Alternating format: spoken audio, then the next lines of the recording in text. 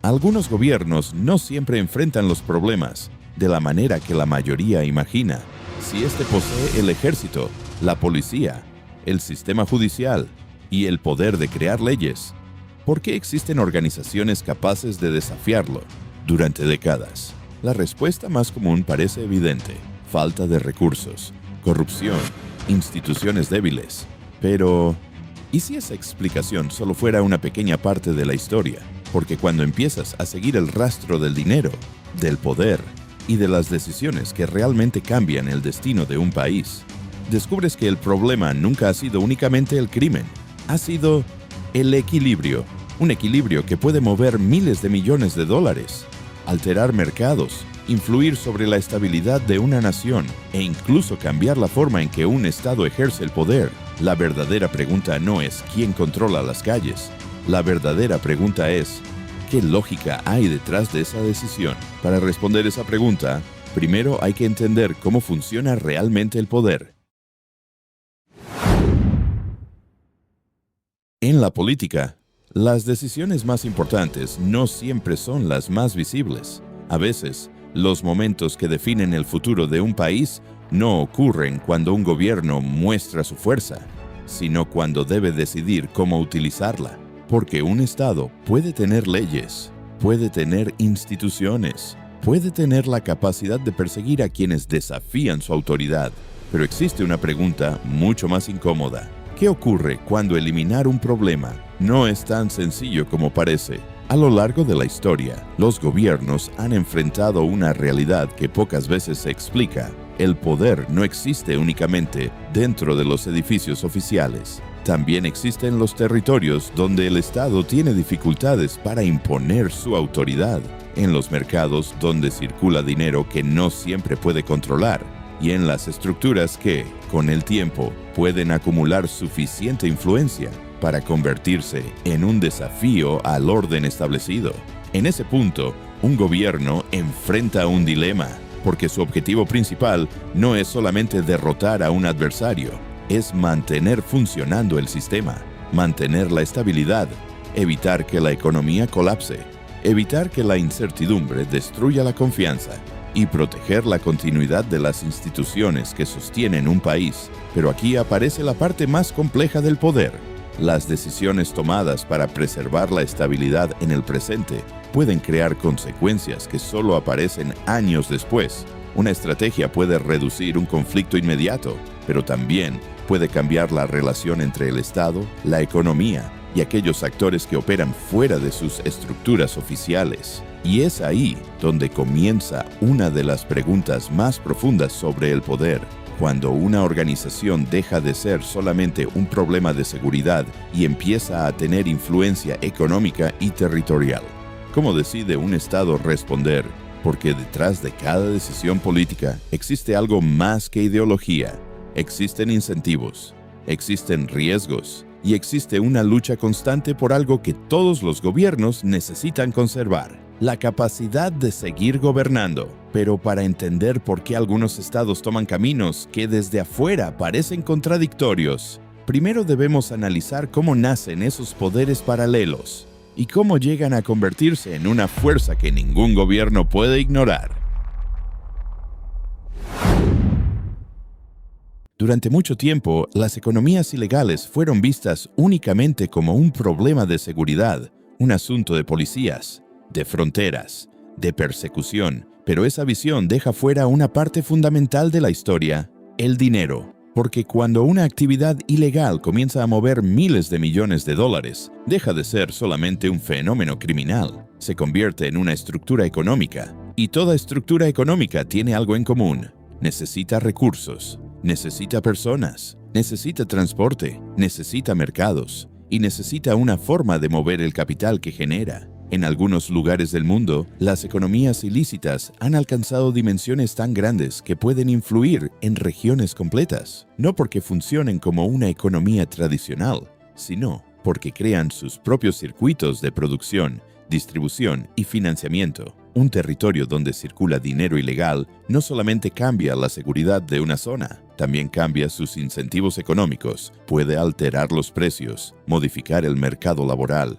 afectar negocios legales y generar una dependencia económica difícil de romper, porque cuando miles de personas, directa o indirectamente, comienzan a depender de un flujo de dinero que no pertenece al sistema formal, el problema deja de ser únicamente de tener una actividad. Se convierte en una cuestión de transformación económica. La escala de estas economías puede ser enorme. Según estimaciones de organismos internacionales como la Oficina de las Naciones Unidas contra la Droga y el Delito, los mercados ilícitos representan cientos de miles de millones de dólares a nivel global. Ese dinero no desaparece. Busca entrar nuevamente al sistema, compra propiedades, financia empresas, se mezcla con actividades legales y crea redes donde la frontera entre la economía formal y la economía clandestina comienza a volverse más difícil de distinguir. Esta es una de las razones por las que algunos gobiernos enfrentan un desafío mucho más complejo de lo que parece. No están enfrentando únicamente a un grupo. Están enfrentando una red económica,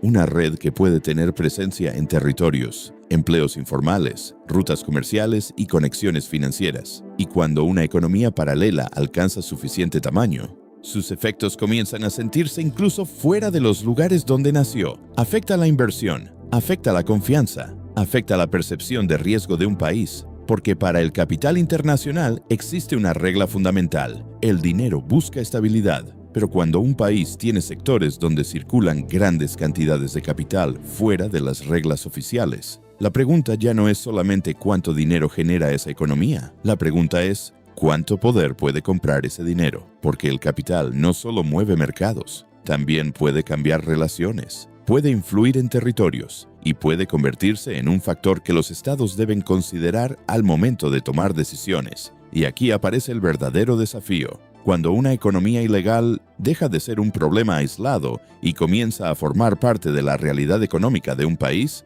¿qué ocurre con las decisiones de quienes tienen la responsabilidad de recuperar el control? Porque en ese momento la respuesta ya no depende solamente de la fuerza, depende de una estrategia, y entender esa estrategia es el siguiente paso para comprender cómo funciona el poder cuando la economía y la política entran en conflicto.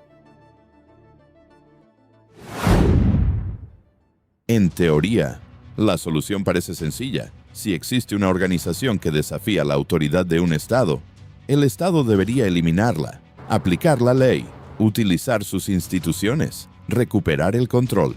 Pero la realidad del poder pocas veces funciona de una manera tan simple, porque cuando una organización alcanza suficiente capacidad económica, territorial o social, representa un desafío de gobernabilidad. Y en ese momento aparece uno de los dilemas más difíciles para cualquier gobierno. ¿Cómo responder cuando una estructura que opera fuera de la ley ya forma parte de la realidad económica y social de un territorio? A lo largo de la historia, los estados han utilizado diferentes estrategias. La primera es la confrontación directa. El objetivo es claro: desmantelar la organización, recuperar el territorio y demostrar que ninguna estructura puede estar por encima de las instituciones oficiales. Esta estrategia puede fortalecer la autoridad del Estado, pero también tiene costos. Una ofensiva contra una organización con recursos financieros, redes internacionales y presencia territorial puede generar periodos de inestabilidad, afectar comunidades y exigir enormes cantidades de recursos públicos. Por eso, algunos gobiernos han optado por una segunda estrategia: la contención. En lugar de buscar una eliminación inmediata, intentan limitar la expansión del problema, reducir su capacidad, controlar sus efectos y ganar tiempo mientras fortalecen sus instituciones. Desde una perspectiva política, esta estrategia parte de una idea: un Estado con capacidades limitadas puede intentar administrar una amenaza mientras construye las herramientas necesarias para enfrentarla. Pero existe una tercera opción, y es la más controversial: la administración del conflicto. En determinados momentos históricos, algunos gobiernos han establecido canales de comunicación, acuerdos o negociaciones con grupos que operan fuera del marco legal. Las razones pueden variar. Algunos buscan reducir violencia, otros intentan alcanzar estabilidad en zonas donde el Estado tiene dificultades para ejercer control, y en algunos casos buscan terminar conflictos que parecen imposibles de resolver únicamente mediante la fuerza. Pero estas decisiones tienen una característica en común: crean un equilibrio donde el gobierno puede obtener resultados inmediatos, pero también puede enfrentar consecuencias a largo plazo, porque cuando un Estado reconoce la existencia de un actor externo a sus instituciones, surge una pregunta fundamental: ¿está recuperando el control o está aceptando compartirlo? Ese es el punto donde la política, la economía y el poder comienzan a mezclarse, porque una organización con recursos financieros no solo puede influir en la seguridad de un territorio, también puede afectar mercados locales, relaciones económicas y decisiones políticas. Y para un gobierno, cada camino tiene un precio. La confrontación puede traer inestabilidad, la contención puede prolongar el problema, y la administración puede crear dependencias difíciles de romper. Por eso, detrás de muchas decisiones de Estado, no existe únicamente una lucha entre la ley y quienes la desafían. Existe una batalla más profunda, la lucha por mantener el control de un sistema, sin permitir que las fuerzas que operan dentro de él terminen cambiándolo desde afuera. Y para entender por qué estas decisiones tienen consecuencias económicas tan profundas, debemos analizar ahora el elemento que mueve gran parte de estas dinámicas: el dinero. Porque detrás de cada estrategia de poder, siempre existe una economía que la sostiene. Si comprendes que la verdadera riqueza no se mide en papel, sino en infraestructura crítica controlada, es momento de dar el paso hacia la soberanía intelectual. Accede al manifiesto de alta gama, diseñado para reestructurar tu enfoque financiero, en el primer enlace de la descripción. Aprovecha la disponibilidad de esta temporada antes del cierre definitivo de los cupos privados de Imperio de Riqueza.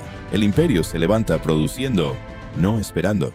El dinero tiene una característica fundamental: busca previsibilidad. Un inversionista puede aceptar riesgos, puede entrar en mercados difíciles, puede apostar por países en desarrollo, pero existe algo que el capital evita por encima de todo: la incertidumbre permanente. Cuando una economía opera dentro de un entorno donde existen fuerzas capaces de influir sobre territorios, recursos o actividades productivas fuera del control institucional, el impacto no se queda únicamente en el ámbito de la seguridad.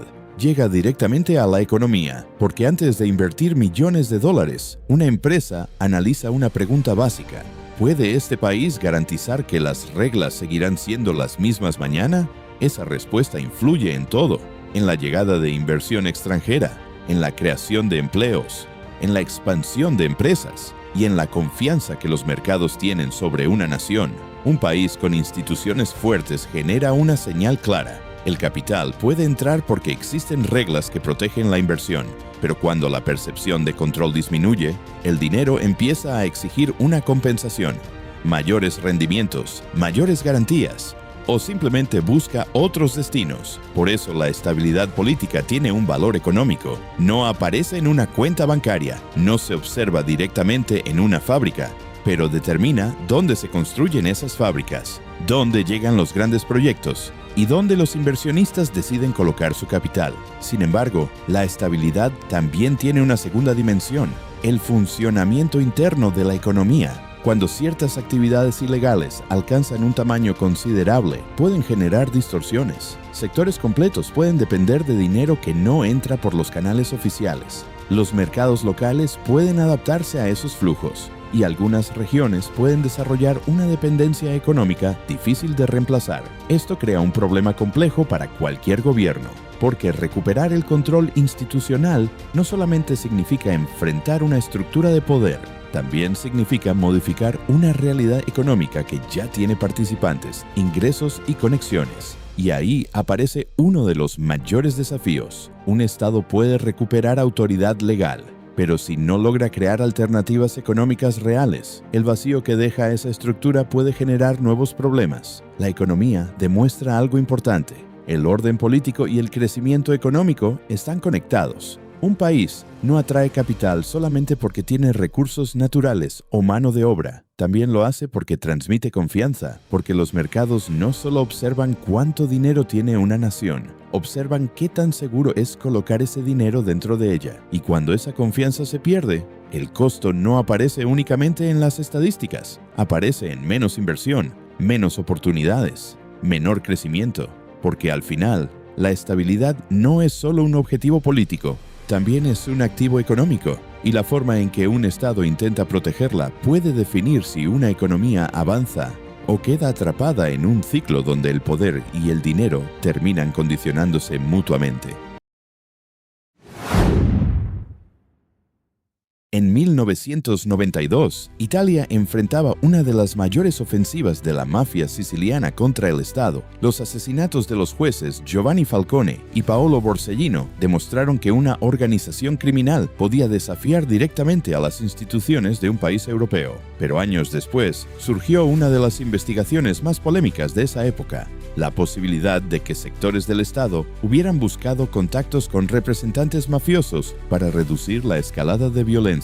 La contradicción era evidente. Un gobierno que debía combatir una organización ilegal estaba enfrentando el dilema de si dialogar con ella podía evitar un daño mayor. Este tipo de situaciones muestran una realidad compleja del poder. Los estados no siempre toman decisiones entre una opción correcta y una incorrecta. A veces eligen entre diferentes riesgos, y es ahí donde aparece la lógica de una relación entre el Estado y estos grupos. No nace porque exista una alianza natural.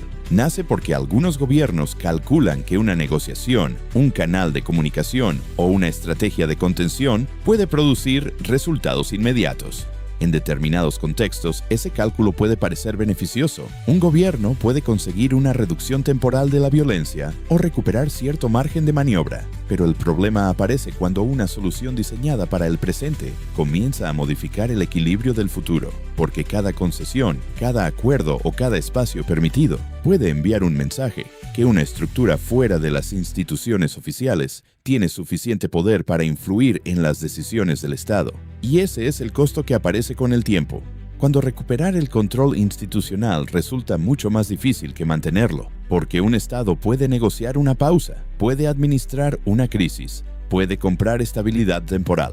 Pero ninguna de esas decisiones elimina una pregunta fundamental. ¿Qué ocurre cuando el costo de mantener el equilibrio comienza a ser más alto que el problema que intentaba resolver? Esa es la paradoja del poder. Las decisiones tomadas para proteger un sistema pueden terminar cambiándolo, y al final, toda estrategia para conservar el control tiene un precio.